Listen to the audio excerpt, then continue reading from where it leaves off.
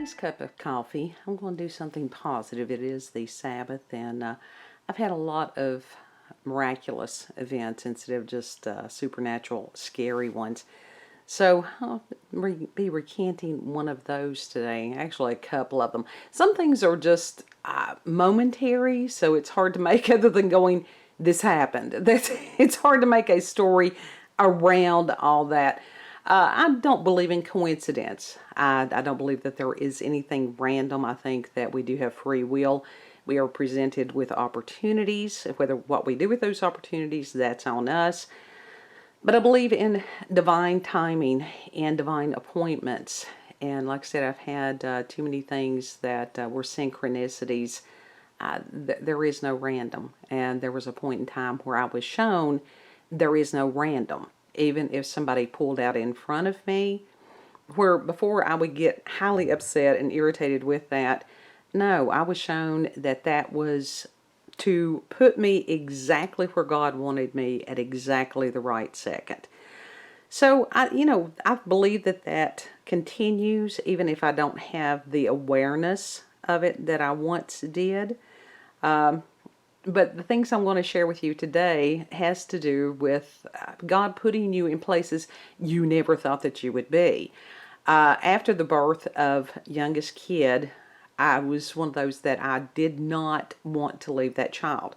Didn't like the thought of other people rearing my children. I birthed them. God gave me the responsibility.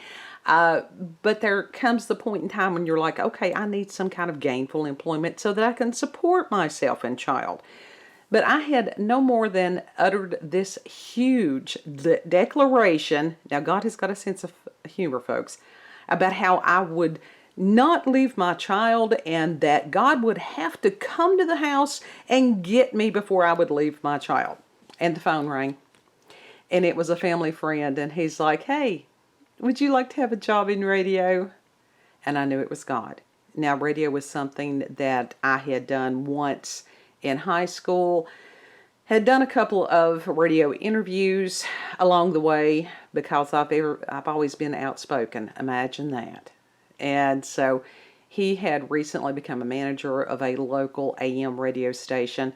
And so I went ahead and I took the job. And the job was, I loved radio, loved it. Of all the different professions that I've been involved in over the years, radio has been my favorite. That still has my heart, but it's also rich man's toys.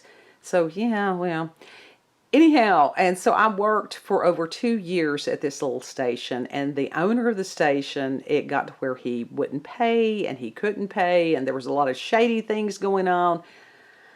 And finally one day I'm like, look, I can't do this anymore because he owed me like $2,400. Now that's a lot of monies in anybody's world, and yeah. And so he's like, okay. I didn't say he was going to pay me. I mean, it was a horrible thing to go to the bank with a paycheck from this radio station and have the check bounce. Yeah, and so one of the reasons that I stayed with the station as long as I did was that even after we changed format on Sundays and stuff, the local pastors, they could come and have their messages broadcast. And there were a lot of people, older people, shut-in people, and different things like that, that they really counted on those messages. And so that was one of the reasons I stayed as long as I did. The day that I had told him I was quitting, I had hung up the phone, had my hand still on the phone, and the phone rang. I picked it up. It was another gentleman that I knew here in the area. I had known of him, and he's like, hey, you want a job? New station opening. I'm like, well, okay. So I went from the AM station to the FM station and was there over 3 years, and just had a lot of opportunities. And just as God will open doors, a lot of times he'll close them. And that's where you've got to be attentive to the Spirit and what he's doing. And the radio station had taken a downward turn for about a year. They had programming that I honestly was ashamed to sit there and run the board for some of this programming. because it was not who I am. It was not something that I would promote. And so it was one of those that when it was over, yeah, and God shut the door. And when He shuts a door, you know that no matter how much you love it, if you're not supposed to be there, things will continue to go downhill to the point that God's like, okay, have you had enough? And so after I left, it was a matter of being home with youngest kid for 3 years.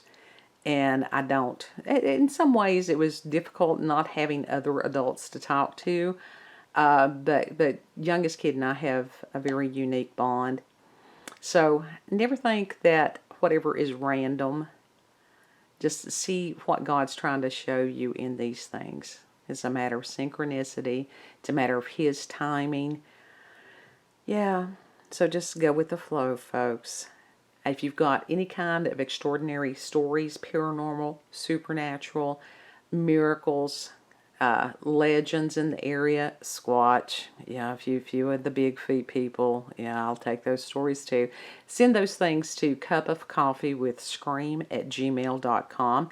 And if you would just want someone that cares that you're on the planet and that you want somebody to listen to you, send me an email on that also. You all have a beautiful, blessed day.